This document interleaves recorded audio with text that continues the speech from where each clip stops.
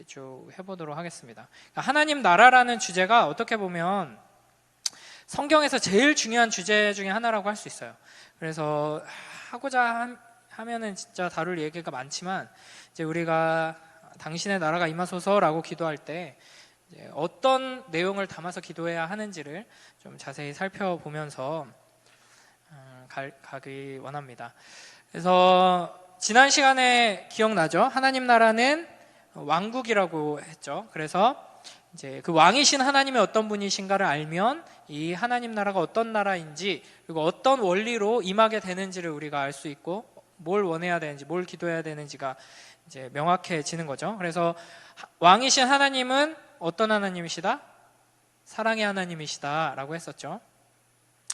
그리고 이제 또 예수 그리스도, 왕이신 예수 그리스도에 대해서 또 살펴봤습니다. 그래서 예수님께서 왕으로서 이제 하나님의 나라를 통치하시는데, 예수님이 어떻게 대관식에서 드러나셨는가? 세상 왕들처럼 화려하게 힘으로 뭐 이렇게 압제하고 그런 왕이 아니라 십자가에 달려 죽으심으로써 왕이 되셨다 하는 걸 살펴봤었죠. 그래서 사랑의 나라, 이제 섬기는 십자가의 희생으로 세워지는 나라, 뭐 이런 내용들을 우리가 살펴봤습니다.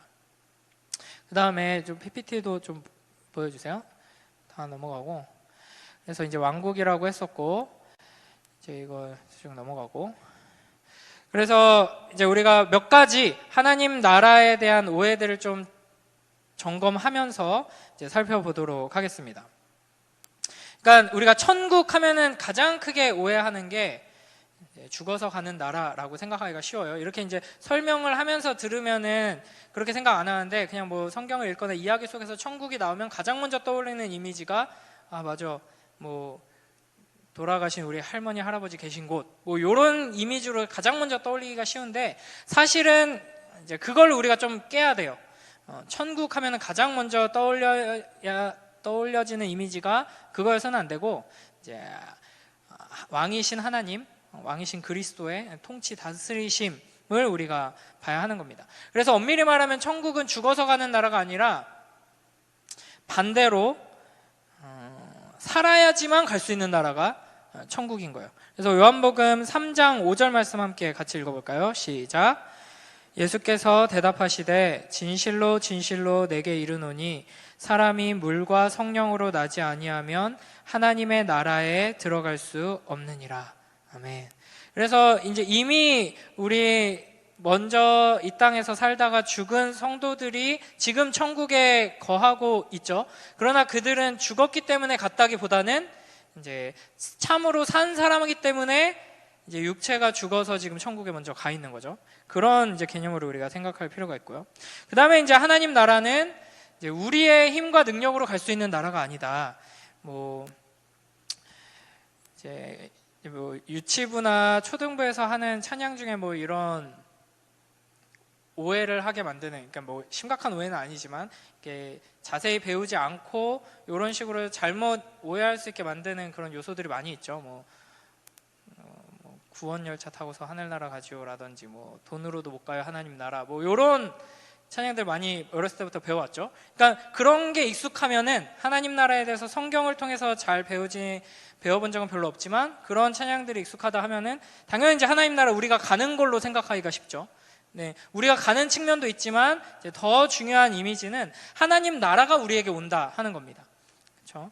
그래서 하나님 나라는 영원한 생명의 주인이신 하나님께서 사랑으로 생명으로 다스리시는 나라이기 때문에 참 생명을 가진 자들이 있는 곳이죠. 그렇기 때문에 우리가 참 생명이 있어야지 하나님 나라에 속하게 되는 건데, 내가 내 힘으로 생명을 쟁취할 수가 없잖아요. 그렇죠? 그래서 에스겔 말씀에도 마른 뼈들아 여호와의 말씀을 들을지어다, 그리고 하나님의 말씀으로 마른 뼈와 같은 죽어있는 우리가 살아나야지만 하나님 나라 백성이 될 수 있는 거죠. 이제 그런 점에서 하나님 나라는 우리가 찾아서 우리가 열심히 가는 곳이라기보다는 우리에게 찾아오는 곳이다, 이런 이미지로 또 우리가 좀 잘 이해를 해야 하고요. 그래서 이제 마태복음 4장 17절에서 이렇게 말씀하시죠. 우리 함께 읽습니다. 시작. 이때부터 예수께서 비로소 전파하여 이르시되 회개하라 천국이 가까이 왔느니라 하시더라. 아멘. 그래서 예수님께서 가장 처음으로 선포하신 메시지가 바로 천국이 왔다 하는 메시지였습니다. 자, 예수님이 이렇게 오시면서 천국이 왔다, 공생애를 시작하시면서 천국이 왔다 선포하셨는데, 그러면 지금 여러분 천국, 하나님 나라는 어디 있나요? 어디 있을까요?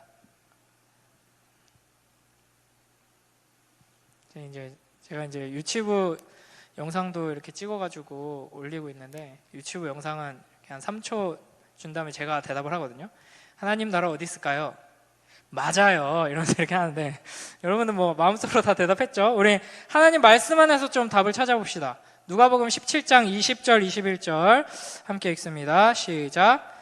바리새인들이 하나님의 나라가 어느 때에 임하나이까 묻거늘 예수께서 대답하여 이르시되 하나님 나라는 볼 수 있게 임하는 것이 아니요 또 여기 있다 저기 있다고도 못하리니 하나님의 나라는 너희 안에 있느니라. 아멘. 하나님 나라 어디 있다고요? 네, 우리 안에 있다라고 하시죠. 그 다음에 마태복음 12장 28절 함께 읽습니다. 시작. 귀신을 쫓아내는 것이면 하나님의 나라가 이미 너희에게 임하였느니라. 아멘. 여기서도 너희에게, 그러니까 우리에게 하나님 나라가 이미 임했다라고 말씀하시죠. 그러니까 이걸 이제 이해할 때 지난 시간에 국민, 영토, 주권 얘기했었죠. 그러니까 하나님의 힘, 능력, 주권, 예수 그리스도의 권능이 임하는 곳에 하나님 나라가 임한다라고 이제 이해를 하면 돼요.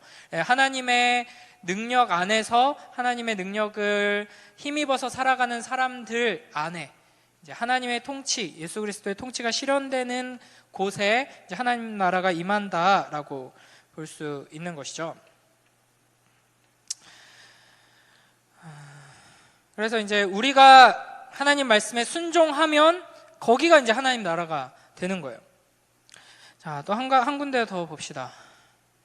골로새서 1장 13절 함께 읽어볼까요? 시작. 그가 우리를 흑암의 권세에서 건져내사 그의 사랑의 아들의 나라로 옮기셨으니 그는 아멘. 네, 미안해요. 여기서 보면은 이제 그의 사랑의 아들의 나라라고 표현하죠. 하나님 나라를 이제 거기로 옮기셨다. 이제 하나님께서 우리를 흑암의 권세에서 건져내서 천국으로 하나님 나라로 옮기셨다라고 하는데, 옮기셨다 이 동사가 완료형이에요. 이미 우리는 그 하나님 나라로 옮겨졌다라고 지금 말씀하고 계시는 거죠. 그러니까 여기서 이제 오늘의 첫 번째 주제가 등장합니다. 이제 제 얼굴로 바꿔주세요.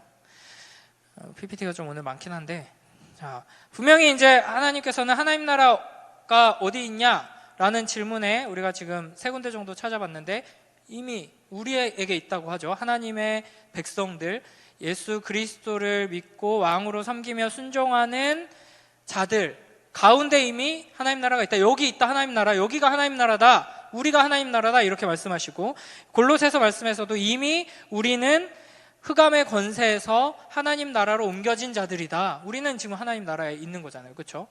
하나님 나라가 어디 있는지 알겠죠? 근데 문제는 우리가 오늘 살펴보는 본문이 주기도문이잖아요. 주기도문에서 예수님께서 뭐라고 기도하라고 가르치세요? 하나님 나라를 주셔서 감사합니다라고 기도하는 게 아니라 뭐라고 기도하라 그래요? 하나님 나라가 임하기를 원합니다라고 기도하라고 하시잖아요. 하나님 나라가 왔다고 했는데, 분명히 여기가 하나님 나라라 그랬는데, 우리가 하나님 나라라 그랬는데, 우리는 이미 지옥에서 천국으로 하나님 나라로 옮겨진 자들이다 라고 말씀하시는데, 예수님은 하나님 나라가 임하기를 원한다고 기도하라고 하시잖아요. 이게 이제 좀 모순처럼 보이죠. 이걸 가장 잘 설명해주는 예가 뭐 여러 가지 몇 가지 예들을 막 더 찾아보고 좀 고민을 해봤는데 이것만한 게 없더라고요. 자, 여러분 천국 가지 말고 정신 차리세요. 자, 다시 PPT 좀 띄워주시겠어요? 자, 요 모순을 어떻게 해결할 것인가, 어떻게 이해해야 하는가.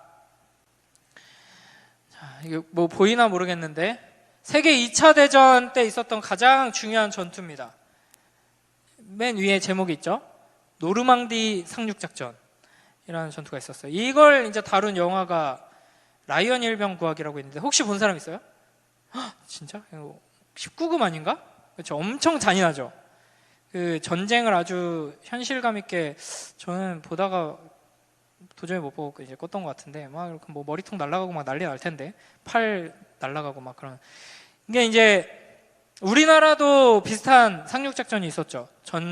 전쟁의 그런 승패를 완전히 확 뒤바꾼 인천 상륙작전이 있었죠. 그거랑 비슷한 거예요. 세계 2차 대전 때 이제 이 노르망디 상륙작전, 연합군과 독일군의 전투에서 독일군이 점령하고 있던 이 노르망디 해안에 연합군이 상륙을 하게 됩니다. 이날이 1944년 6월 6일이에요.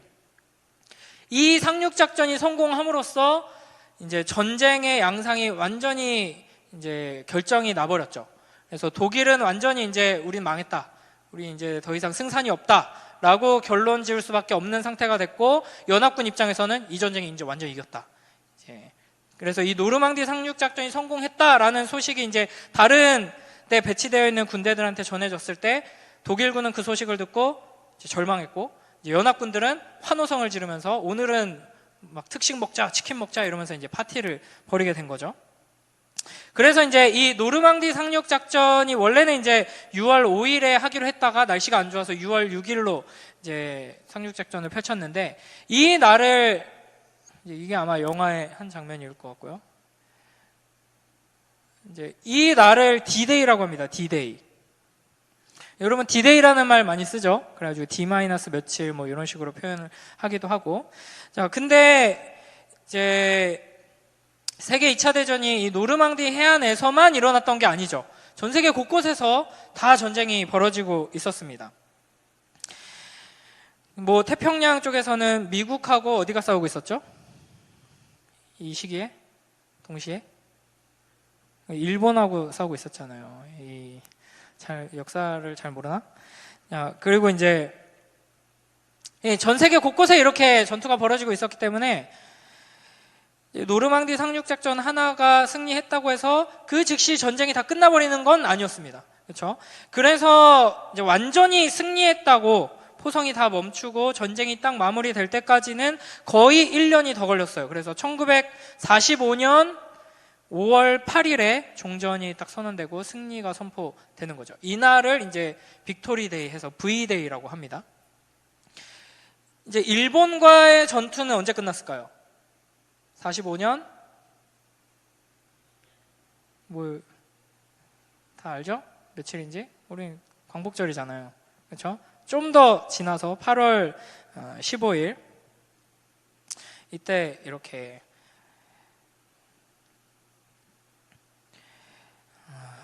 승리를 하게 됩니다. 그러니까 이 D-Day와 V-Day 사이에 지금 이 세계 2차 대전에서는 거의 1년의 시간이 있었어요. 기간이.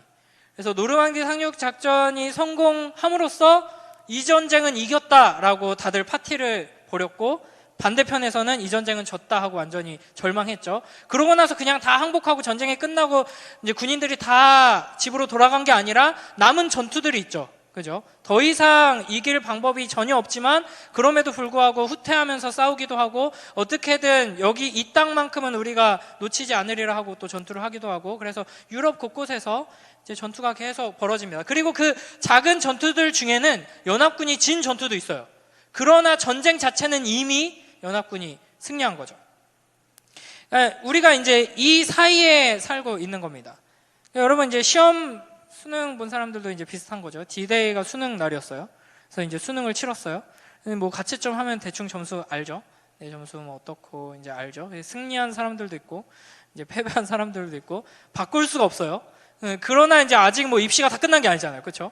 이제 뭐 입시의 가장 중요한 모든 게 다 결정되었다고도 할 수 있지만 어떤 면에서는 입시 뭐 다 끝났다라고 할 수 있지만 이제 다 끝난 건 아니잖아요. 그런 점에서 이제 그 기간이 있는 거죠. 이처럼 이제 우리는 이제 D-Day와 V-Day 사이에 살고 있다. 그러면 우리의 D-Day는 뭐고 V-Day는 뭐냐? 이제 D-Day는 예수님께서 십자가에 달려 죽으시고 부활하심으로써 원수마귀를 물리치신 사건, 이게 이제 D-Day라고 할 수 있죠. 이게 더 이상 사탄이 우리를 정죄할 수 없습니다. 그렇죠? 그런 점에서 이미 승리했죠. 그러나 하나님의 완전한 승리가 임한 것은 아니죠. 이 땅의 모든 악이 다 심판받아 멸망당하고 이 땅이 천국이 되었느냐? 그건 아니죠. 여전히 그러면 영적인 전투가 벌어지고 있죠. 어떤 면에서 영적인 전투가 벌어지고 있어요. 근데 이제 우리는 기본적으로 어떤 신분이냐? 우리는 승리한 왕의 백성으로 사는 신분인 거죠. 그러니까 뭔가 이제 제가 뭐 종종 그런 얘기 하죠. 저는 영적 전투 막 이런 얘기 별로 안 좋아한다고. 영적 전투를 막 강조하고 막 뭐 사탄의 뭐 악한 세력에 어쩌고 저쩌고 이런 말을 이제 너무 자주 사용하는 사람들을 어떻게 현혹시키냐면, 지금 우리가 깨어서 정신 차리고 기도하고 뭐 봉사하고 헌금하고 막 지금 내가 이렇게 요구하는 거 이런 거 안 들으면 하나님 나라가 무너진다 막 이런 식으로까지 이제 오해하게 만드는 경우가 있어서 이제 그런 표현을 이제 저는 별로 안 좋아하는 건데, 이미 우리는 승리했습니다. 그러나 이제 여러분에게 맡겨진 각자의 삶에서 또 여러 가지 이 세상 속에서 작은 전투들이 우리에게 여전히 남아 있는 거죠. 왜냐하면 아직 V-Day가 오지 않았기 때문에. V-Day는 언제 올까요? 예수님께서 다시 재림하실 때, 그때 이제 완성되게 되는 거죠.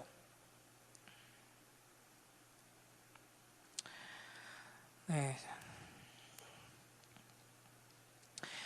지금 뭐 유튜브 화면이 뭐 안 넘어간다고 하는데 소리는 잘 들리나요? 어쩔 수 없죠. 자, 그래서 이제 우리가 기억해야 할 거는 뭐냐? 하나님의 나라는 이미 임했고 이미 승리했다 하는 것. 그러나 아직 이제 완성되지는 않았다. 그러나 아직 요 사이에 지금 우리가 있는 겁니다. 그러나 이제 중요한 건 승패는 이미 결정되었다 하는 것이죠. 그래서 이제 예수 그리스도 안에 있는 하나님의 사랑에서 그 무엇도 우리를 끊을 수 없다라고 이제 바울 사도가 아주 담대하게 선포하는 것이죠. 자, 그러면은 이제 이 하나님 나라가 이미와 아직 사이에서, D-Day와 V-Day 사이에서 어떤 방식으로 이제 이 전투들을 치르면서 임하는가, 몇 가지만 더 살펴보겠습니다. 오늘은 뭐 평소처럼 그렇게 엄청 길지는 않을 거예요. 자, 마태복음 13장 24절에서 30절 보면은 우리 한번, 지금 유튜브는 화면이 안 넘어가는 오류가 생긴 것 같은데 뭐 성경책이 있으면 같이 한번 읽어보고요. 우리 같이 좀 읽어볼까요? 마태복음 13장 24절에서 30절 함께 읽습니다. 시작. 예수께서 그들 앞에 또 비유를 들어 이르시되, 천국은 좋은 씨를 제 밭에 뿌린 사람과 같으니, 사람들이 잘 때에 그 원수가 와서 곡식 가운데 가라지를 덧뿌리고 갔더니 싹이 나고 결실할 때에 가라지도 보이거늘 집 주인의 종들이 와서 말하되, 주여 밭에 좋은 씨를 뿌리지 아니하였나이까? 그런데 가라지가 어디서 생겼나이까? 주인이 이르되, 원수가 이렇게 하였구나. 종들이 말하되, 그러면 우리가 가서 이것을 뽑기를 원하시나이까? 주인이 이르되, 가만두라. 가라지를 뽑다가 곡식까지 뽑을까 염려하노라. 둘 다 추수 때까지 함께 자라게 두라. 추수 때에 내가 추수꾼들에게 말하기를, 가라지는 먼저 거두어 불사르게 단으로 묶고 곡식은 모아 내 곡간에 넣으라 하리라. 아멘. 뭐 여러분이 많이 들어본 비유일 거예요. 천국에 대한 비유인데, 좋은 씨를 밭에 뿌린 사람으로 이제 천국에 대해서 설명을 하는 거죠. 분명히 이제 좋은 씨를 뿌렸는데, 이 좋은 씨가 이제 천국을 의미하는 거였죠. 이제 세상에 뿌렸어요. 그래서 좋은 씨가 자라나요. 근데 거기에 이제 잡초들도 막 같이 자라나는 거죠. 그래서 좋은 씨가 무럭무럭 자라야 되는데 좀 방해가 되기도 하고, 막 지금 이런 상황인 거죠. 그래서 이제 이걸 어떻게 할까요? 종들이 말하는 거죠. 이거 어떻게 잡초를 다 뽑아서 어떻게 좀 버릴까요? 그랬더니 주인이 그냥 둬라. 잡초 뽑으려다가 우리 좋은 씨 그거 뿌려놓은 것까지 망가지면 안 된다라고 말씀하시는 거죠. 그래서 마지막 때 추수할 때가 되면은 그때 돼서 이제 잡초 같은 것들, 쓸모없는 것들 다 뽑아가지고 그때 다 불태워 버릴 거고 곡식은 또 따로 모아서 내가 소중하게 가져갈 거다, 이렇게 말씀하시는 거죠. 그러니까 지금 어떤 때예요? 씨를 뿌려서 자라나고 있는 때예요.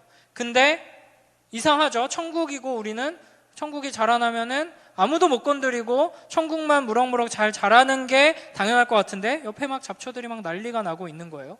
네, 그게 하나님의 뜻이다. 그렇죠? 이미 하나님의 농사는 어떻게 마무리될지 다 결론이 나 있고, 이 잡초들을 뽑지 않으시는 이유는 우리를 위해서. 그러니까 하나님께서 이 세상을 공의롭게 악을 완전히 없애버리시고 심판하면은 좋을 것 같죠? 우리 입장에서 빨리 하면 좋을 것 같은데, 제가 뭐 몇 번 이것도 설명했을 거예요. 기억나는지 모르겠지만, 하나님 어떻게 이 세상에 이렇게 악이 있습니까? 하나님 나라, 나는 하나님 나라 백성으로 너무 소원하면서 소망하면서 꿈꾸는데 이 세상은 지옥에 훨씬 가깝습니다. 빨리 하나님 나라가 임하게 해주세요 라고 기도해야 해요. 우리는 그 기도하라는 게 주기도문의 가르침이고, 근데 또 이게 잘 생각해보면 이 기도가 이루어지려면 곧 예수님께서 다시 오셔야 되는 거예요. 하나님 나라가 온전히 임하려면. 그 말은 곧 이 세상 멸망시켜주세요 라는 기도가 될 수도 있는 거예요. 그렇게만 생각하면, 이 마지막 때로 완성으로 생각하면. 그래서 하나님께서 예수님을 다시 보내시는 것, 이 세상을 심판하시는 것을 계속 미루면서 인내하게 하시는 것은 여러분을 준비시키려고 하는 거예요. 지금 당장 이제 더 못 기다리겠다, 그냥 이제 추수하자 하면은 이제 여러분 어떻게 뭐 추수 당하실 수 있을 것 같아요? 이제 아직 준비 안 된 사람들이 있단 말이에요. 그렇죠? 더 복음을 들어야 하고 더 하나님 앞에 나와야 하는 사람들이 있어요. 이제 그들을 하나님께서 끝까지 다 데리고 가시려고 이제 이 기간들을 인내하게 하시는 거다라는 거죠. 또 한 군데 볼까요? 마태복음 13장 31절부터 33절입니다. 함께 읽습니다. 시작. 또 비유를 들어 이르시되 천국은 마치 사람이 자기 밭에 갖다 심은 겨자씨 한 알 같으니 이는 모든 씨보다 작은 것이로되 자란 후에는 풀보다 커서 나무가 되매 공중의 새들이 와서 그 가지에 깃들이느니라. 또 비유로 말씀하시되 천국은 마치 여자가 가루 서말 속에 갖다 넣어 전부 부풀게 한 누룩과 같으니라. 아멘. 앞에 이제 본문 이어지는 또 이야기죠. 이것도 천국에 대한 비유인데 두 가지로 설명을 합니다. 겨자씨로 설명을 하고 또 누룩으로, 뭐 이스트라고 하죠. 빵 만들 때 빵 부풀게 하는 그 효소라고 하나요? 네. 그런 걸로 천국을 비유하십니다. 여기에 이제 가장 중요한 핵심은 천국이 엄청 크고 아름답고 위대하고 강력한 것으로 이 땅에 나타나지는 않는다는 거죠. 실제로는 무한한 영광과 무한한 힘과 능력을 가진 나라지만 이 땅에 임할 때는 모처럼 겨자씨 하나처럼 작은 그 누룩처럼 이렇게 등장하게 된다는 거죠. 아주 보잘것 없습니다. 자세히 보지 않으면 보이지 않죠. 그러나 이제 점점 커진다 하는 것. 이게 이제 하나님 나라의 특성이고 생명의 특성이죠. 그래서 겨자씨 한 알이 정말 보잘것 없어 보이지만 이 안에는 생명이 깃들어 있죠. 그래서 살아서 점점 자라나게 된다. 이것이 이제 하나님 나라의 원리입니다.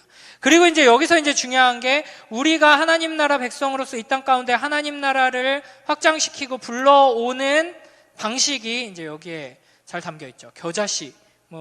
제가 별로 좋아하는 찬양 아니지만 자꾸 맨날 좋아하지 않는 표현, 좋아하지 않는 찬양 이런 말해서 미안한데 미랄 이런 찬양이 있죠. 죽어야 다시 사는, 내가 썩어져야지 이제 하나님의 생명이. 사실은 그거는 이제 예수 그리스도께만 올려드릴 이제 영광이고, 이제 그런 원리로서 우리도 예수님을 따라서 이 땅에서 마치 예수님께서 십자가 지고 죽으신 것처럼 이제 고난당하고 핍박당하고 인내하면서 나 자신을 죽임으로써 부활의 주님의 영광이, 성령 하나님의 그 생명이 드러나도록 하는 게 하나님의 백성들에게 맡겨주신 사명이고, 그런 방식으로 하나님 나라가 임하고 확장되게 된다 하는 것, 이 겨자씨라는 이 비유 속에 들어있는 것이죠. 그래서 이제 초대교회 이렇게 제자들, 성도들을 향해서 하나님께서는 이런 말씀을 계속 하십니다. 자, 사도행전 14장 22절 함께 읽어봅니다. 시작. 제자들의 마음을 굳게 하여 이 믿음에 머물러 있으라 권하고 또 우리가 하나님의 나라에 들어가려면 많은 환난을 겪어야 할 것이라 하고. 아멘. 제 얼굴도 안 나오나요? 방송실? 자, 그 다음에 데살로니가 후서 1장 5절 한번 읽어볼까요? 시작. 이는 하나님의 공의로운 심판의 표요 너희로 하여금 하나님의 나라에 합당한 자로 여김을 받게 하려 함이니 그 나라를 위하여 너희가 또한 고난을 받느니라. 그렇죠? 환난을 겪어야 한다. 고난을 받느니라. 이렇게 말씀하십니다. 그 다음에 이제 디모데후서 3장 12절 함께 읽습니다. 시작.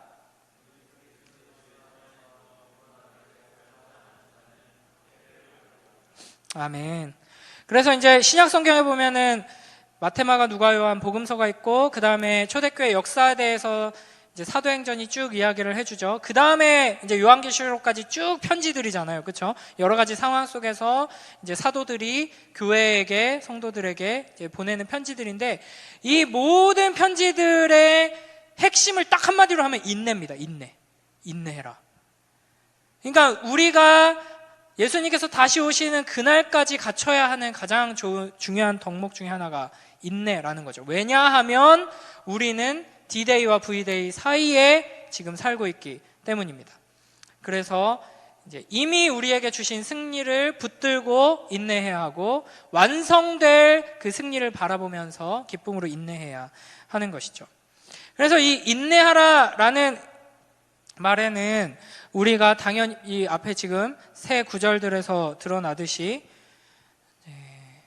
세상이 우리를 대적하고 우리를 공격하고 핍박하고 하는 것이 당연하다라는 것을 기억해야 합니다. 왜냐하면 전쟁 중이기 때문이에요. 그렇죠? D-Day와 V-Day 사이는 아직 전쟁이 끝나지 않은 거예요. 그러면 패배할지도 모르는 상황이냐? 그건 아닌 거죠. 승리했어요. 그러나 전쟁은 아직 안 끝났어요. 그렇기 때문에 한편으로는 기쁨이 있죠. 그러나 아까 말했듯이 작은 전투에서 쓰러지는 사람들도 있어요. 그렇기 때문에 그런 태도를 우리가 가지고 있어야 하는 거죠. 그 다음에 이제 몇 가지 좀 구체적인 사항들을 좀 살펴보겠습니다. 그 교부 터툴리안이라는 분이, 이제 교부라고 하면은 예수님의 제자의 제자들 뭐 이런 분들이에요. 이런 터툴리안이 뭐라 그랬냐면 유명한 이야기를 남겼는데 순교자의 피가 교회의 씨앗이다라고 말했습니다. 그러니까 교회가, 하나님 나라가 이 땅 가운데서 어떻게 확장되어 가느냐, 어떻게 그 영광을 드러내느냐, 하나님 나라가 어떻게 임하게 되느냐, 우리가 기도해야 되잖아요. 예수님이 기도하라 그랬어요. 하나님 나라가 임하길 원합니다. 그러면 우리가 뭘 해야 하느냐? 가장 중요한 핵심이 바로 순교라는 거예요. 초대교회가 어떻게 확장되며 영향력을 발휘하게 되었는가? 순교를 통해서였다라는 거죠. 그러니까 이게 이제 교회 역사를 쭉 살펴보면 우리의 상식과는 정반대입니다. 우리는 교회가 힘을 가지고, 능력을 가지고, 지혜를 가지고, 돈을 가지고, 그리고 교회 안에 뭐 서울에 가면 그런 교회 있어요. 대통령이 다니는 교회, 대통령이 장로님인 교회.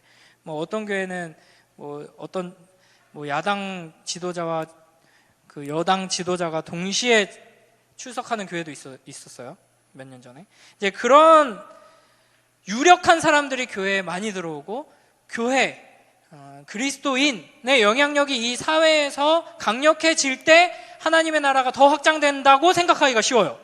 그렇죠? 뭔가 교회한테 불리한 법들이 막 만들어지면 하나님 나라가 공격받는 것처럼 느끼고, 그렇죠? 국회의원에 크리스천이 많이 있고, 고위 공직자의 크리스천들이 많이 있고, 뭐 그런 식으로 교회에 유리한 법들을 막 만들고, 이렇게 하면 하나님 나라가 확장될 거라고 생각하기가 쉬워요. 나는 그렇게 생각한 적 없는데 라고 지금 생각하는 사람은 평소에 아예 생각 자체가 별로 없었던 거고, 생각을 해보면 다들 그렇게 생각할 거예요. 그래서 아마 뭐 어떤 뉴스나 어떤 소식들이 들려오면 뭐 대통령이 뭐 장로님이 대통령이 되고 국무총리 뭐 지금 뭐 우리나라 높은 분들 거진 크리스천이에요. 그렇죠? 뭐 대통령은 뭐 카톨릭 신자지만 뭐 총리며 뭐 정당 대표들, 국회의원들, 뭐 장관들, 뭐 집사님들, 장로님들 많습니다. 이제 그런 분들이 당선됐다. 우리 뭐 시장을 뽑았는데 한 명은 뭐 불교 신자고 한 명은 저기 어떤 교회 안수 집사님이던데 안수 집사님이 그분이 당선됐더라 하면은 여러분 더 기분 좋고 뭔가 교회에 유익할 것 같죠? 근데 이제 이 말을 잘 기억해야 해요. 순교자의 피가 교회의 씨앗이다. 역사 속에서 교회가 하나님의 영광을 드러내고 거룩하심을 드러내고 이 세상 가운데 힘을 발휘하고 이 세상 사람들이 교회를 통해 하나님의 영광을 보고 아, 예수 그리스도의 사랑이 이게 저런 거구나, 아, 하나님이 정말 대단한 분이구나 라는 것을 크리스천들을 통해서 봤던 때는 언제냐면 교회가 핍박당하고 죽어갈 때였어요. 그래서 오히려 로마의 그 300년간의 핍박 동안에 어마어마한 부흥과 어마어마한 신앙의 위인들이 자라났고, 로마 황제가 이제 나도 크리스천 할래 라고 하고 또 얼마 있다가 로마의 국교로 삼아버리죠. 그 순간부터 교회는 와르르 무너지게 됩니다. 교회 안에 온갖 돈 있는 사람들, 출세하고 싶은 사람들, 황제의 눈에 잘 보이고 싶은 사람들, 장군들 뭐 다 들어와요. 교회 안 들어오면은 뭐 불이익이 있으니까 어떻게 되겠어요? 하나님 말씀이 제대로 선포되고 하나님 말씀이 사라질까요? 안 되는 거죠. 뭐 여러 가지 예가 있지만 뭐 미국 예로 들어볼까요? 미국 뭐 어떤 신앙을 기준으로 해서 이렇게 세워진 국가죠. 뭐 세속 국가긴 하지만 그 미국이라는 나라를 세운 배경에는 청교도들이 있었고 합니다. 그래서 뭐 자연스럽게 이제 뭐 공립학교에서 뭐 주기도문 하고 막 뭐 사도신경하고 신앙교육 하고 했었죠. 그렇게 하면서 하나님 나라가 확장되고 그런 게 점점 없어지면서 이제 하나님 나라가 쇠퇴한다고 생각하기가 쉬워요. 그것 자체가 쇠퇴라고 생각하는 생각이 훨씬 많죠. 그러나 이제 그게 전혀 아니라는 거죠. 그러니까 이 권력과 돈의 그 손에 이제 교회가 쥐어지는 순간 교회는 이제 힘을 잃고 마는 겁니다. 그러니까 우리가 하나님의 나라를 위해서 해야 되는 가장 중요한 게 뭐냐? 높은 자리에 오르고 돈을 많이 벌고 그래서 뭐 교회에 헌금을 많이 하고 교회가 이 세상에서 이 사회에서 큰 영향력을 발휘할 수 있게 하는 것, 목소리를 크게 낼 수 있게 하는 것, 우리가 뭐라고 한마디 하면은 뭐 사람들이 함부로 흘려듣지 못하게 만드는 것, 그런 식으로 하면 교회를 망가뜨리는 겁니다. 우리가 해야 되는 건 순교자의 삶을 사는 거예요. 나가 죽어라 이게 아니라 순교자의 그 길을 우리가 함께 걸어가는 거죠. 예수님이 걸어가신 길이 바로 그 길이죠. 그렇죠? 그다음에 이제 C.S. 루이스라는 분이, 이분 좀 여러분 많이 알 텐데 그 나니아 연대기 쓴 사람이죠. 가장 위대한 이제 작가이면서 이제 기독교 작가이고 이제 기독교 변증가입니다.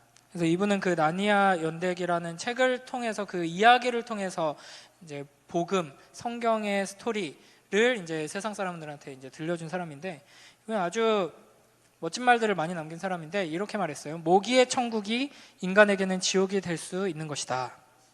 그렇죠?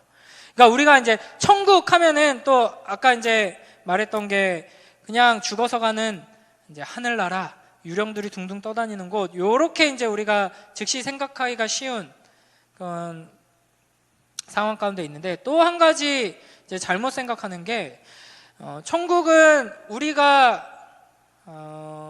천국 하면은 되게 지겹게 생각하는 사람들이 있어요. 아, 천국 가면은 뭐하지? 계속 예배만 드리는 거 아니야? 그러면 지루할 텐데 설교가 막 27시간 하고 막 이러는 거 아니야? 너무 싫은데. 막 이제 어린 아이들 중에는 이제 그런 식으로 생각하기가 쉬워요. 근데 걱정 안 해도 됩니다. 그런 생각하는 사람은 천국에 어차피 못 가요. 네. 천국에 가는 사람은 그냥 단순히 뭐 착한 일 많이 했다고, 뭐 선하게 살았다고 천국에 가는 게 아니죠. 예배에 열심히 참석했다고 천국에 가는 게 아니죠. 이 땅 가운데서 천국을 맛보고 누리고 맛보고 누렸기 때문에 간절히 그걸 소망하면서 살아가는 사람이 결국에는 천국에 가게 되는 겁니다. 그러니까 천국은 어떤 사람이 가느냐? 하나님을 너무 사랑해서 하나님하고 영원히 있기를 간절히 소원하는 사람이 가게 되는 게 천국이에요. 왜냐하면 천국이 바로 하나님과 영원히 사랑하며 함께하는 곳이기 때문이죠. 그래서 이제 이런 말을 한 거죠. C.S. 루이스가. 그러니까 자기 나름대로 뭐 가장 좋은 것들이 가득한 곳을 생각하면 자기는 거기가 천국이라고 생각하겠지만, 그렇죠? 그게 이제 진짜 천국은 아니죠. 그래서 사실은 모든 사람이 진정으로 하나님 나라를, 천국을 원하고 소원하는 것은 아닙니다. 진정으로 예수님께서 가르쳐 주신 이 기도를 통해서 천국을 맛보고 소원하는 자에게만 천국이 허락된다 하는 것이죠. 그래서 예수님께서 이 기도를 중요하게 주기도문을 통해서 우리에게 강조하신 거예요. 우리가 매일매일 하나님의 나라를 소망해야 하는 이유는 매일매일 하나님 나라를 간절히 소원하고 꿈꾸는, 기다리는 자들만이 천국에 들어갈 수 있기 때문입니다. 자, 그러면은 이 하나님 나라가, 이 천국이 이제 어디에 임하기를 우리가 기도해야 하는가? 가장 먼저 우리 마음입니다. 그래서 어거스틴도 교부죠. 교부 어거스틴이 이렇게 말했습니다.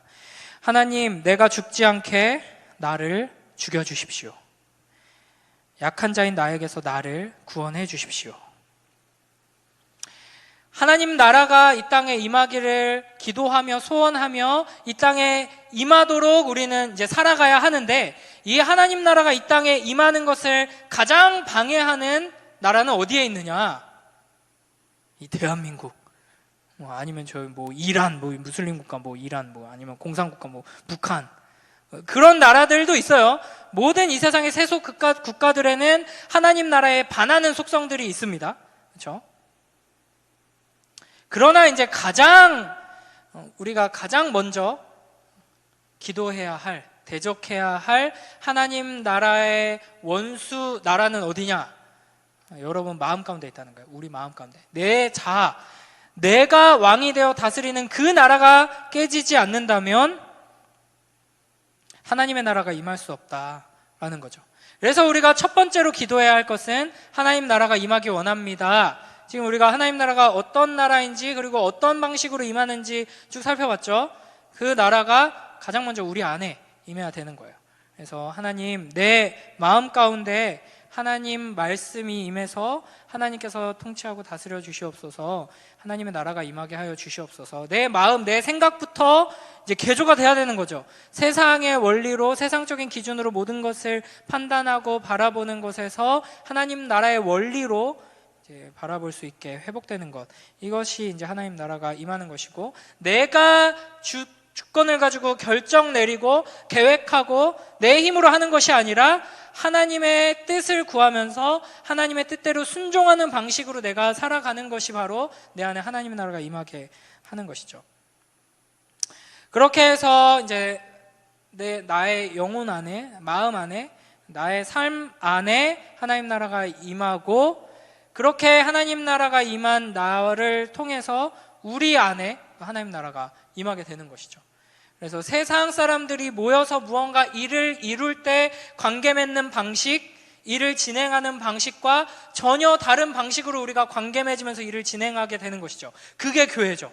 그래서 교회가 존재하는 것만으로도 세상에는 엄청난 도전이 되고 때로는 굉장히 불편하게 만드는 거예요.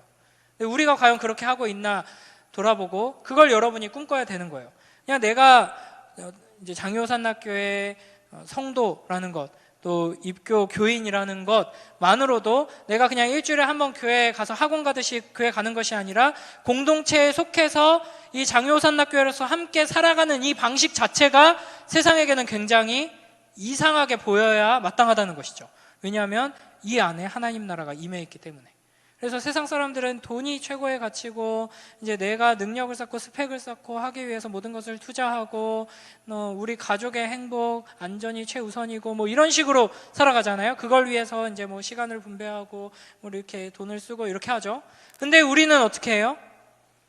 하나님이 제일 중요한 가치고 그렇기 때문에 베풀고 나누고 사랑하고 함께하는 것이 가장 중요한 가치가 되어야 하는 것이죠. 세상이 볼 때 우리는 낭비하는 사람이 돼야 되는 거예요.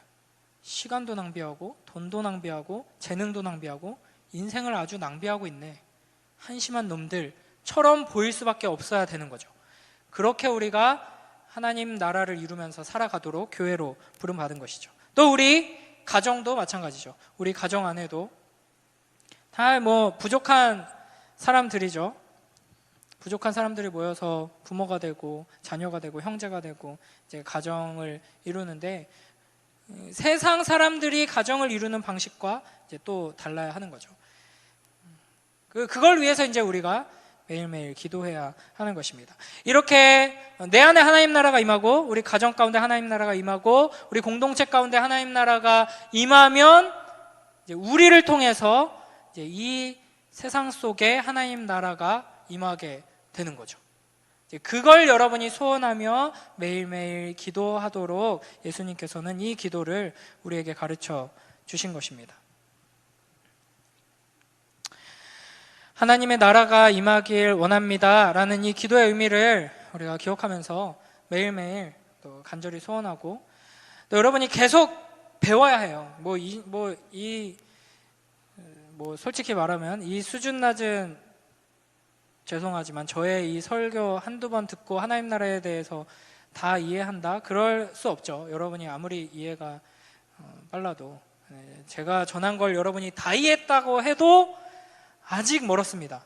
제대로 맛도 못 본 거예요, 여러분은. 그래서 매일매일 하나님 말씀 통해서 하나님 나라가 어떤 곳인지를 여러분이 지식으로도 알 뿐 아니라 경험하고 삶 속에서 맛보면서 점점 더 그 소원이 커져가야 하고 그 소원을 가지고 여러분이 더 부지런히 기도하면서 나아가야 하는 것이죠. 여러분의 매일매일의 삶 속에서 이 하나님 나라를 향한 소원이 점점 더 커지게 되길 주님의 이름으로 축복합니다. 매일매일 하나님 나라를 소원하며 기도하고 그 하나님 나라를 이루어가는 여러분이 되길 주님의 이름으로 축복합니다. 우리가 D-Day와 V-Day 사이에 있다는 것을 기억하며 여러분 고난이 올 수 있어요. 아직 남은 전투들이 많이 있습니다. 거기에서 여러분이 부상당할 수도 있어요. 총 맞아 쓰러질 수도 있어요. 그러나 하나님의 승리는 흔들리지 않는다 하는 것을 기억하면서 치열한 전투 가운데 있을지라도 승리의 기쁨을 잃지 않고 하나님 나라의 영광을 붙들고 살아가는